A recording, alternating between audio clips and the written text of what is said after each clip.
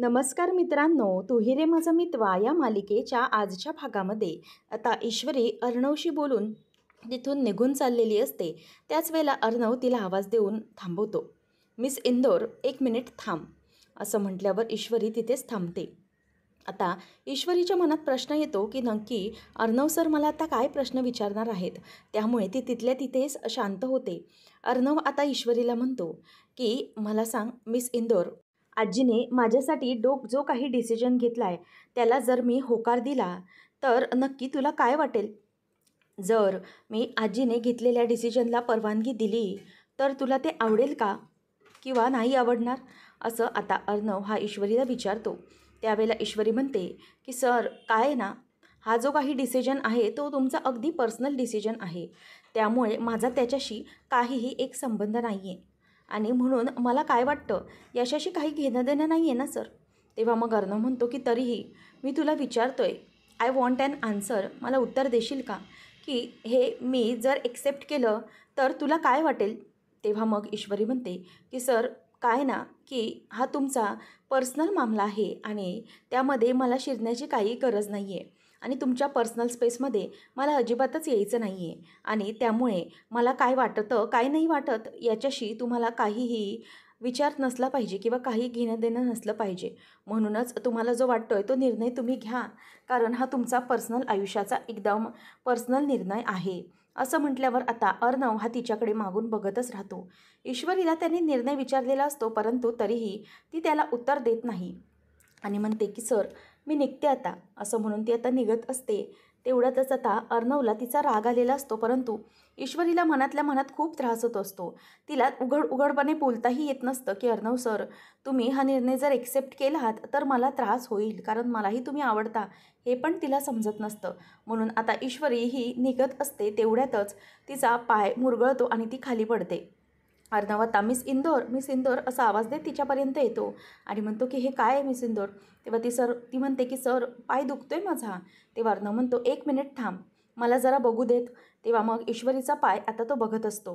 त्यावेळेला ईश्वरीचा पाय तो आता जरासं हलक्याने एक्सरसाइज करायला बघत असतो, परंतु ईश्वरी म्हणते की नाही सर मला त्रास होतोय. तेव्हा मग अर्णव म्हणतो की 1 मिनिट इथेच थांब, तुला नीट बघताही येत नाही आहे का चालताना? म्हणजे फक्त बोलायचं असतं मोठ्या माणसांसारखं, परंतु चालताना मात्र लहान बनतेस, लहान माणसासारखं चालतेस अगदी. खरंच, असं म्हणून आता तो तिच्यावर वैतागत असतो. तेव्हा ईश्वरी त्याच्याकडे बघत राहते. नंतर अर्णव आता ईश्वरीला म्हणतो की मिस इंदोर होईल सगळं व्यवस्थित, थांब जरा, हा पाय असा स्ट्रेच कर, असा पाय सरळ दे, असं म्हणून तो तिचा पाय घेत असतो. त्यावेळेला तिथे आकाश आणि मामा हे सगळं बघत असतात. ईश्वरीला अर्णव म्हणतो की जसं मॉडेलला कॅटवॉकचं ट्रेनिंग दिलं जातं ना, तसंच तुला प्रॉपर वॉकचं ट्रेनिंग दिलं पाहिजे. हे ऐकल्यावर आता ईश्वरी हसते. तेव्हा मग अर्णव म्हणतो की हसतेस काय, जास्त लागलं असतं तर काय केलं असतंस, पाय मुरगळला ना, असं म्हणून तो तिचा पाय आता हातात घेतो आणि मामा आणि आकाश तिकडून निघून जातात. कारण त्यांना माहीत पडलेलं असतं की ह्या दोघांच्या पर्सनल स्पेसमध्ये आपल्याला काहीही पडायला नको किंवा त्यांचं हे जे काही चाललं आहे ते चालू दे, त्यांना डिस्टर्ब करायला नको, म्हणून ते निघून जातात. अर्णव आणि ईश्वरी हे दोघंही एकमेकांकडे बघतच राहतात. ईश्वरीला तो विचारतो की तुला बरं वाटलं आहे का? तेव्हा ईश्वरी हो असं म्हणते आणि दोघं एकमेकांच्या नजरेत पुन्हा हरवून जातात. त्यानंतर आपल्याला पाहायला मिळतं की आजी ही विचार करत बसलेली असताना तिकडे वल्लरी येते आणि वल्लरी म्हणते की आई, तुम्ही जो काही डिसिजन घेतला आहे ना अर्णवच्या बाबतीत, तो अगदी व्यवस्थित घेतला आहे बरं का, म्हणजे तुमचा डिसिजन पटला आहे मला. तुम्ही आज जे काही केलंत ना ते खरंच खूप बरं केलंत तुम्ही आणि खरंच मी तुमच्या बाजूने आहे, असं तिला बोलून दाखवत असते. मग ती म्हणते परंतु अर्णवचं हे जे काही वागणं होतं ना ते वेगळंच होतं. नाही म्हणजे अर्णवला तुम्ही हा डिसिजन अगदी अचानकपणे सांगितलात, त्यामुळे अर्णवला शॉक बसलाच असेल, परंतु तो सगळ्यांसमोर असं उघडपणे बोलेल मला वाटलं नव्हतं. खरंच म्हणजे उघडपणे तो तुम्हाला सरळ विरोध करेल ही देखील गोष्ट मला वाटली नव्हती, परंतु आज अर्णवने ते करून दाखवलं. मलाही ते पटलेलं नाही आहे फारसं, त्याचं आजचं जे काही वागणं होतं ते, कारण तुम्ही त्याच्या चांगल्याचाच विचार करत आहात ना. लावण्याबरोबर त्याचं लग्न झालं तर सगळ्या गोष्टी अगदी व्यवस्थितपणे जुळून येतील, म्हणून मला आपलं वाटतं आहे. हा बाई, नाही तसं मी आहेच तोंडफाटकी तुमच्यासमोर, काय बोलायचं आता, परंतु मी एक गोष्ट नक्कीच सांगेन की तुम्ही जे काही करताय ते अगदी योग्य करताय. म्हणजे एक आजी म्हणून तुम्ही त्याच्या आयुष्याचा जो काही निर्णय घेतलात ना तो मला मान्य आहे आणि मी त्या निर्णयाच्या सोबत आहे, असं ती तिला सांगते. नंतर ईश्वरी बाहेर आल्यावर तिला अंजली विचारते की काय गं, काय झालं, चिंटू काही बोलला का? तेव्हा ती म्हणते की हो, मी बोलली आहे सरांशी. तेव्हा मग ती म्हणते की तुला काय वाटतंय त्याच्या बोलण्यातून? तेव्हा मग ईश्वरी म्हणते की काहीच समजत नाही आहे खरं तर. परंतु ना एक गोष्ट नक्की की मी त्यांच्याशी बोलले या गोष्टीवर की तुम्ही आजीचा, मामाचा किंवा अंजलीताईंचा राग करू नका. ते तुमच्या चांगल्याचाच विचार करतात. हे सगळं मी त्यांच्याशी बोलले. तेव्हा मग अंजली म्हणते की काय म्हणाला तो? तेव्हा ईश्वरी म्हणते की ते काही म्हणाले नाहीत, परंतु मी माझ्या बाजूने कोशिश करून बघितली आहे. आता बघूया त्यांचं मन किती हळवं होतं ते. आता ईश्वरी तिच्याकडे बघतच राहते आणि म्हणते की ताई तुम्ही नका काळजी करू, अर्णव सर बोलतील नक्कीच. मग आता ईश्वरी म्हणते की ठीक आहे आणि अंजली सांगते की खरंच तू जे काही केलंस ना त्याबद्दल थँक्यू. निदान तू अर्णवशी जाऊन बोलण्याचा प्रयत्न तरी केलास ना, त्यासाठी थँक्यू मनापासून, असं म्हणून आता अंजली तिच्या हातात हात ठेवते आणि ईश्वरी ही अंजलीला समजावते की ताई अजिबात काळजी करू नका, सगळं लवकरात लवकर बरं होईल, अर्णव सर तुमच्याशी नक्कीच बोलतील, असं ती तिला समजावते आणि दोघीही एकमेकींच्या हातात हात देतात. खरं तर इथे दोघींचंही नातं हे खूप सुंदर असतं. अंजली आणि ईश्वरी या दोघीही अगदी नणंद भावजाई म्हणून एकमेकांना शोभतच असतात. आता तिथून अंजली बिचारी जरासा चेहरा बारीक करून निघून जाते. ईश्वरीला मात्र ते आवडत नाही. ईश्वरी मनातच विचार करते की हे सगळं काय चालू आहे या घरामध्ये. नाही म्हणजे अर्णव सर ताईबरोबर आजपर्यंत असे कधीच वागले नव्हते, परंतु आज या एका गोष्टींमुळे त्यांच्यामध्ये किती मतभेद निर्माण झालेत. भगवान काहीही कर, परंतु या दोघांमध्ये अशा प्रकारचा तेढभाव म्हणजेच मतभेद निर्माण नाही झाले पाहिजेत. या दोघांचं नातं लवकरात लवकर पहिल्यासारखं झालं पाहिजे, असं ईश्वरी देवाकडे प्रार्थना करत असते. त्यानंतर आता इथे आजी ही बसून असते आणि तिला खूप त्रास होत असतो. तितक्यातच वल्लरी लावण्याला खुणावते की ये आणि ड्रामा सुरू कर. लावण्य आतमध्ये येते आणि तिथेच उभी राहून रडायला लागते. तेव्हा मग आता आजी म्हणते की अगं लावण्या, तेव्हा ती रडत म्हणते की आजी खरंच मला ना ह्या सगळ्याचा खूप त्रास झाला आहे. ARने आज जे काही केलं आहे ना त्यामुळे मला खूप वाईट वाटलं आहे. परंतु आजी मी तुम्हाला खरंच सांगते, माझं ARवर जरी खूप प्रेम असलं ना तरीही मी माझं नातं हे ARवर अजिबात इम्पोज करणार नाही आहे. मी अजिबात त्याच्यावर कोणत्याही प्रकारचा दबाव आणणार नाही आहे माझ्याशी लग्न करण्यासाठी. हवं तर ना आजी मी हे घर सोडून निघून जाते. ARशी लग्न करण्याचा विचारही आता मी पुन्हा करणार नाही. हां, माझं त्याच्यावर खूप प्रेम आहे, परंतु काय करणार, जर त्याचंच माझ्यावर प्रेम नसेल, त्यालाच जर मी आवडत नसेल किंवा तो लग्नाला तयार नसेल तर मग मी काय करू शकते. परंतु मी त्याला त्रास होईल असं मी काहीच वागणार नाही आहे, नाही अजिबात नाही. तर आता तिचं हे बोलणं ऐकून वल्लरीला मात्र मोठा आनंद होतो की बापरे ही कसली भारी ॲक्टिंग करते. तेव्हा मग आजी म्हणते की हे बघ लावण्या, अगं रडतेस कशाला, अशी मुळमुळ रडण्यात काहीच अर्थ नाही आहे. बघ एक गोष्ट करायची आहे, ते म्हणजे आज मी ARला अचानक सांगितलं आहे ना हे सगळं, म्हणजे अर्णवला मी सगळ्यांसमोर अचानक हा बॉम्ब फोडला आहे, म्हणूनच त्याला हे कळलं नाही आहे की काय उत्तर द्यावं आणि काय नाही, म्हणूनच तो इतकं उघडपणे बोलला आहे सगळं. खरं तर माझीच चूक होती त्यावेळेला, मी त्याच्याशी बोलायला हवं होतं, परंतु मला वाटलं की जर मी उघडपणे त्याला बोलेन तर तो कोणालाही नकार देणार नाही, तो यासाठी तयार होईल, परंतु नाही, या गोष्टीसाठी त्याने मला ठामपणे विरोधच केला, म्हणूनच या सगळ्या गोष्टी घडल्यात. तू काळजी करू नकोस, लवकरात लवकर तो तुझ्याशी लग्नाला तयार होईल. त्यासाठी पुढे काय करायचं आहे ना हे मला सगळंच ठाऊक आहे, त्यामुळे अजिबात काळजी करू नकोस. जसं व्हायचं आहे तसं होऊन दे, मग मी बघते काय करायचं ते. अर्णव नक्कीच तयार होईल. तेव्हा मग लावण्याला बघत वल्लरी म्हणते की बाई गं, म्हणजे आई तुमच्या डोक्यामध्ये काहीतरी प्लॅनिंग सुरू आहे का? म्हणजे अर्णवला लग्नासाठी कसं तयार करायचं या गोष्टींचा तुम्ही विचार करताय का? त्यावेळेला आता लगेच आजी म्हणते की हो, सगळं माझ्या डोक्यामध्ये आता पक्कं आहे की मला काय करायचं आहे. मग आता आजी म्हणते की काही झालं तरीही लावण्याचं आणि अर्णवचं लग्न हे होणारच आहे. त्यासाठी मला हवेत तेवढे प्रयत्न करणार, परंतु दोघांचं लग्न होणार, अर्णव ईशाची लग्नाला तयार होणार, असं आजी आता मनातच म्हणत असते आणि मुद्दामच वल्लरी आणि लावण्या दोघीजणीही तिच्याकडे अगदी निराशपणे बघत असतात. त्यानंतर इथे आता आजीचा पूर्ण निर्णय झालेला असतो की ती अर्णवला लावण्यासाठी तयार करणार आणि इथे अंजली मात्र रूममध्ये एकटीच बसलेली असते. मामा तिची समजूत घालत असतो की अगं नको काळजी करूस अंजली, लवकरात लवकर अर्णव बोलेल आपल्याशी, त्याचा हा जो राग आहे ना तो जास्त काळ राहणार नाही आहे आणि ईश्वरी बोलली आहे ना त्याच्याशी, मग तो बोलेल आपल्याशी नक्कीच, नको काळजी करूस. अगं हे सगळं जे काही आहे ना ते थोड्या दिवसांचं आहे, सगळं व्यवस्थित होणार आहे अगदी, तेव्हा तू आता निश्चिंत राहा. तेव्हा आता अंजली म्हणते की तसं नाही मामा, कसं आहे ना लहानपणापासून मी आणि अर्णव एकमेकांशी कधीच असा अबोला धरला नव्हता रे, आणि प्रत्येक गोष्ट आम्ही एकमेकांशी शेअर करायचो, तो कुठलीही गोष्ट माझ्यापासून लपवायचा नाही. आणि आमच्यामध्ये अशा प्रकारचा अबोला कधीच नव्हता आणि अर्णवने माझ्यावर असा रुसवा इतका वेळ कधीही धरला नव्हता. म्हणून मला खूप वाईट वाटतंय. त्यावर आता मामा म्हणतो की मग मला तू सांग की ईश्वरी काय बोलली आहे का? त्यावर आता लगेच आकाश विचारतो की मला सांग हे नक्की काय आहे? म्हणजे ताई, अगं अर्णवचं आणि ईश्वरीचं लग्न करायचं ठरवत होतो ना आपण. मग नक्की अचानक ही लावण्य आली तरी मध्ये कुठून? नक्की हे सगळं काय घडलं? मला तर कळत नाही आहे. तेव्हा मग आता मामा म्हणतो की एक मिनिट आकाश, हे जे सगळं काही आहे ना, मी तुला सगळं नंतर समजावून सांगेन हां. सगळं सांगतो मी तुला. नको काळजी करूस. अंजली, एक गोष्ट मात्र नक्की आहे की आपल्याला असं मुळू रडून अजिबात चालणार नाही आहे. आपल्या वागण्यामागचा उद्देश काय आहे तो त्याला समजला पाहिजे. आईने असं उघड उघड त्याला एंगेजमेंटचं सांगितलं. त्याच्यामागे आमची नेमकी काय भावना होती, त्याच्यामागे आमचा नेमका बोलण्याचा उद्देश काय होता, हे सगळं त्याला आपण पटवून दिलं पाहिजे. त्याला समजवलं पाहिजे आपण की बाबा, हे सगळं घडलं आहे त्यामध्ये आमचा काहीही हात नव्हता.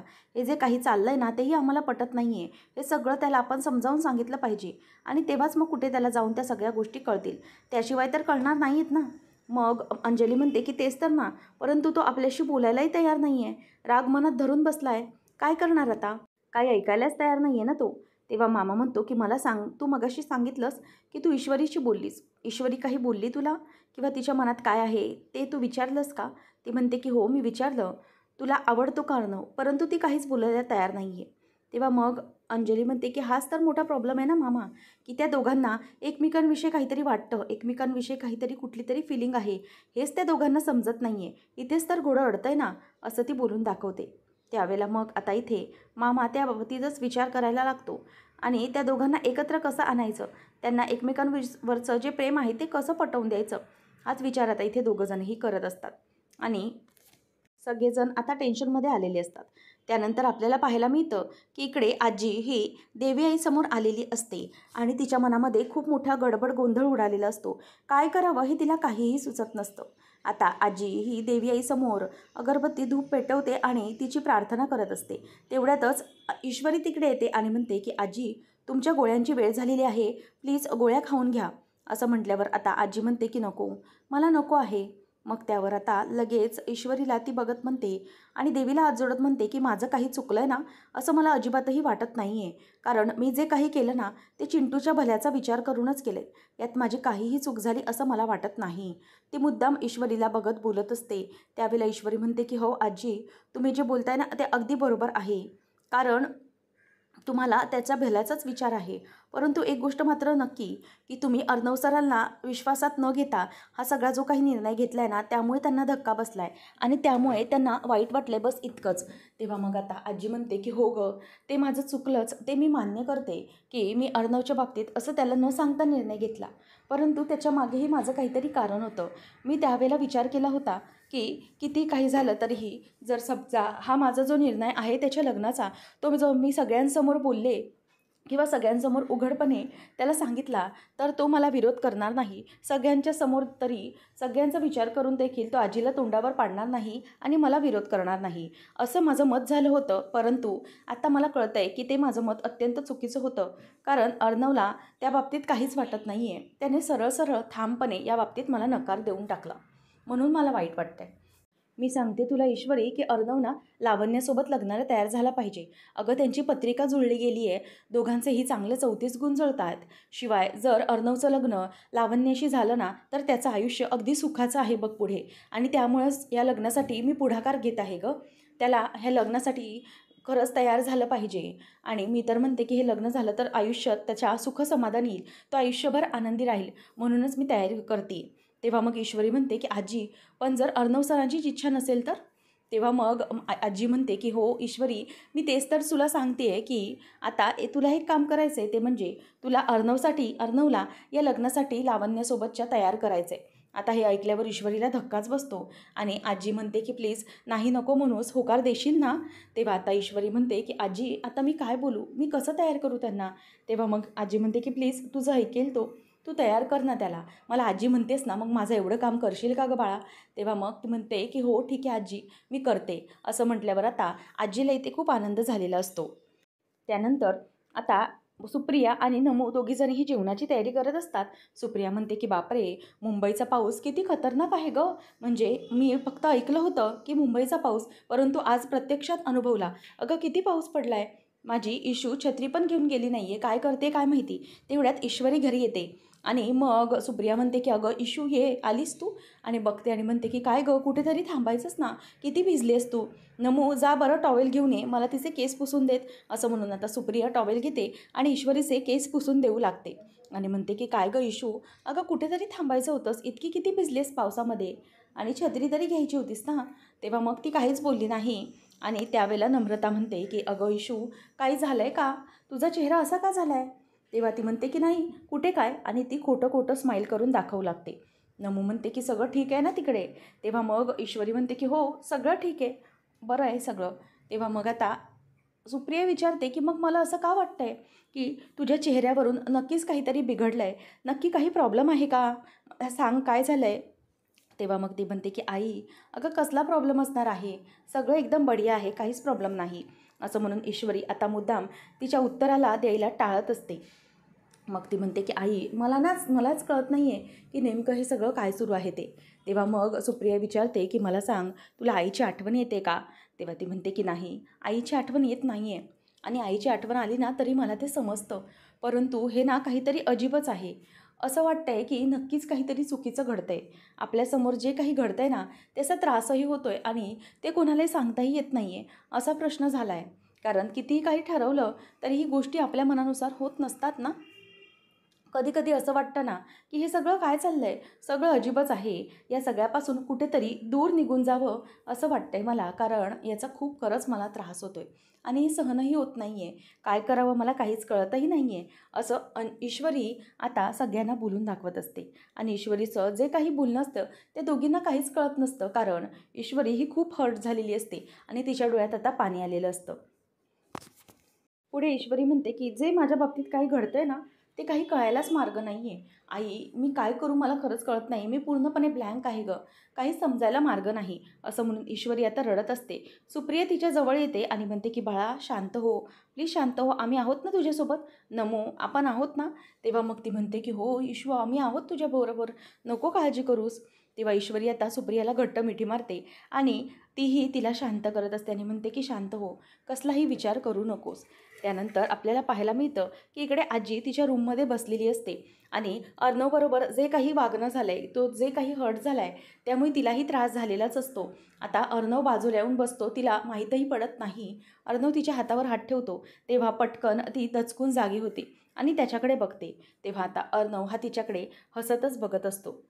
आता आजी म्हणते की अर्णव, आजीने जो काही तुझ्याबाबत निर्णय घेतला आहे त्यामुळे तू रागवलायस ना, तुला राग आलाय ना माझा. तेव्हा आता अर्णव हा तिच्याकडे बघून हसतो आणि नाही असं बोलतो. नंतर ती म्हणायला लागते की गेला ना मग राग तुझा, म्हणजे इतका दिवसभर कोणाशीही काही बोलला नाहीस, स्वतःला रूममध्ये कोंडून घेतलं, कोणाला काहीही पत्ता लागून दिला नाहीस, आता मात्र तुझा राग झाला आहे ना शांत, म्हणून मी तुझ्याशी बोलायला आले नव्हते. तेव्हा मग आता अर्णव म्हणतो की आजी मला एकच गोष्ट वाटते, ते म्हणजे की असा जो काही निर्णय होतास ना, तू मला न विचारता नको घ्यायला पाहिजे होतास. कारण तू बाकीचे निर्णय मला काहीच वाटत नाही, परंतु हे लग्न आणि एंगेजमेंट नो, मी त्याच्यासाठी प्रिपेअरच नाही आहे ना, I am not ready for this. आणि या सगळ्या गोष्टींमध्ये तू अचानक मला हे सांगितलंस, तेही सगळ्यांसमोर, म्हणून मला याचं वाईट वाटलं आणि राग आला. खरं तर मला तुला गिल्ट द्यायचं नव्हतं, परंतु मला खरंच त्यावेळेला नाही सुचलं की मी काय बोलू.